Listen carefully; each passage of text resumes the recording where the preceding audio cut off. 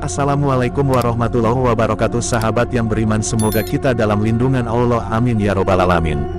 Partai Komunis Indonesia, PKI, adalah sebuah partai politik di Indonesia yang telah bubar.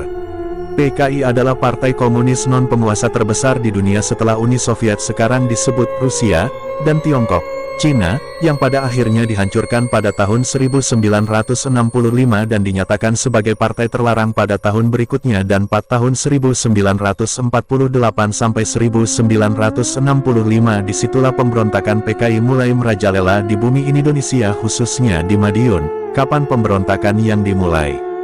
Yang dipimpin Musso dan Aidit. Tonton sampai habis biar menambah pengetahuan dan tidak salah paham, dan jika suka dengan kisah dan sejarah dari Kodi Channel, tekan tombol subscribe dan tekan tombol loncengnya biar tidak ketinggalan kisah sejarah. Selamat menonton. Menceritakan peristiwa pemberontakan PKI memang tidak ada habisnya. Lalu kapan dan di mana pertama kali PKI memberontak? Menurut sejarah, Partai Komunis Indonesia atau dikenal dengan PKI pertama di Madiun, PKI sendiri merupakan sebuah gerakan yang berusaha menggulingkan pemerintah yang sah, yakni Republik Indonesia. Selain itu, gerakan PKI Madiun saat itu juga berusaha ingin mengganti ideologi negara Republik Indonesia dari Pancasila menjadi komunis. Sebagaimana dikutip iVox News dari Kemendikbud, gerakan ini dipimpin oleh Amir Syarifuddin dan Musso. Dimulai pada pertengahan tahun 1948 dan berpusat di Madiun, Jawa Timur. Amir Syarifuddin dan Musso merupakan tokoh utama pemberontakan PKI Madiun 1948. Latar belakang gerakan PKI Madiun 1948 pertama, ialah jatuhnya Kabinet Amir Syarifuddin akibat ditandatanganinya Perjanjian Renville yang sangat merugikan Republik Indonesia. Setelah tidak lagi menjadi Perdana Menteri, Amir membentuk Front Demokrasi Rakyat (FDR), yang kemudian bekerja sama dengan organisasi berpaham kiri seperti Partai Komunis Indonesia, Barisan Tani Indonesia (BTI), Pemuda Sosialis Indonesia (Pesindo), DEL. Kedua, kedekatan Amir Syarifuddin dengan tokoh PKI Musso dan bercita-cita menyebarkan ajaran komunisme di titik. Ketiga, propaganda kekecewaan terhadap Perdana Menteri selanjutnya yakni Kabinet Hatta akibat programnya untuk mengembalikan 100.000 tentara menjadi rakyat biasa dengan alasan penghematan biaya.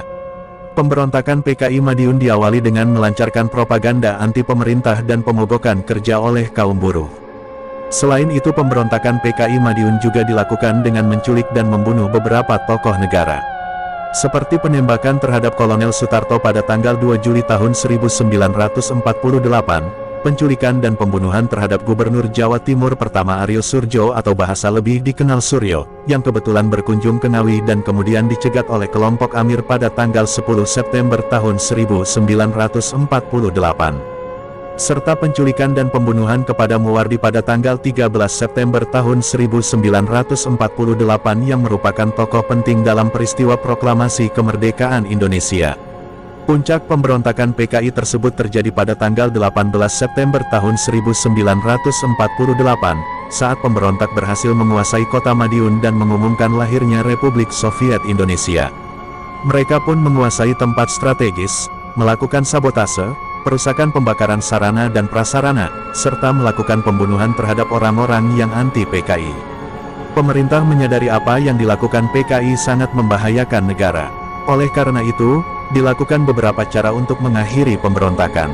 Pertama, Soekarno memperlihatkan pengaruhnya dengan meminta rakyat memilih Soekarno-Hatta atau Musso Amir. Kedua, Panglima Besar Sudirman memerintahkan Kolonel Gatot Subroto di Jawa Tengah dan Kolonel Sungkono di Jawa Timur untuk menjalankan operasi penumpasan dibantu para santri, untuk menumpas pemberontakan PKI yang sangat kejam. Pejuang berhasil mengamankan pelaku pemberontakan PKI Madiun 1948, pada tanggal 30 September tahun 1948, Madiun dapat diduduki lagi oleh pemerintah Republik Indonesia. Beberapa petinggi PKI melarikan diri ke Tionghoa dan Vietnam seperti DN Aidit dan Lukman. Musso tertembak dalam pertempuran kecil di Ponorogo. Amir Syarifuddin ditangkap dan ditembak mati. Semoga Indonesia aman dan sejahtera, terhindar dari mara bahaya. Al-Fatihah buat pejuang yang memberantas PKI. Bila ada kesalahan saya mohon maaf sebesar dari Kodi Channel. Assalamualaikum warahmatullahi wabarakatuh.